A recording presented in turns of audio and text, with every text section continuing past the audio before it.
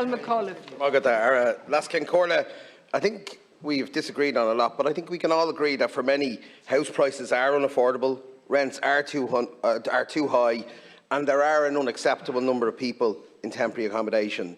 But I rise to my feet to support Minister O'Brien because I believe he's leading the charge to address the housing crisis.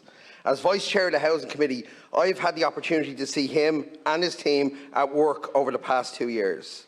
In February 2020, when many new members of this House left behind their role as councillors and joined this House, those in all parties and none were frustrated by a decade of undersupply. We could see the problem getting worse, and worse still before it might get better. Some in the House put their party first ahead of the emergency and resigned themselves to the comfort of opposition. But there were many of us hungry to see change and to do things differently. And there has been change, real change, and let me tell you how. Previously, as councillors, we had two limited choices.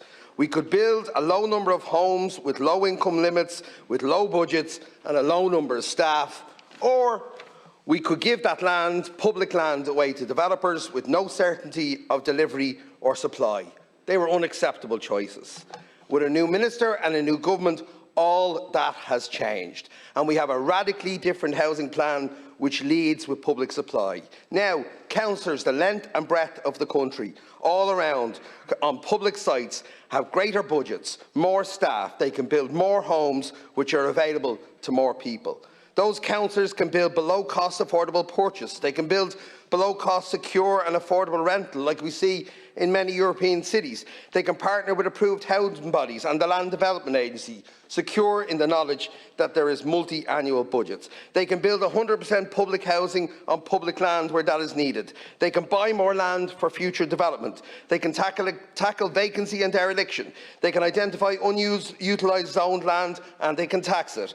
And even on the sites that they don't own, they can protect new homes for owner-occupiers. They can impose a new higher obligation for social and affordable housing. And while this and other supply measures come on stream, we've put in place protections and support with eviction bans, capping rents, capping deposits, rent credits, continuing to Help to Buy scheme and initiating the Forced Home scheme. And again, in the face of these solutions, when presented with the opportunity to solve the housing emergency, some in this House put their party first and they voted against these measures. They voted against the Land Development Agency bill. They voted against the Affordable Housing bill. They voted against the budgets that funded those. We have empowered councils to help solve the housing crisis. We've established and capitalised the National Land Development Agency, a housing body that will deliver homes that will rival anything in the history of this state.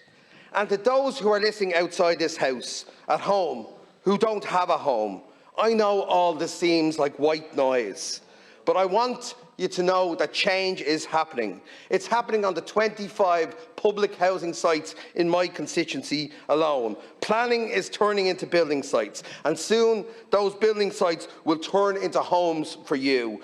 We are not motivated by any investor or their dividends. We are motivated only by you and your housing need. And I promise you, this government and this minister has the ambition to solve this crisis. We have the money, we have the models, and we have our building momentum.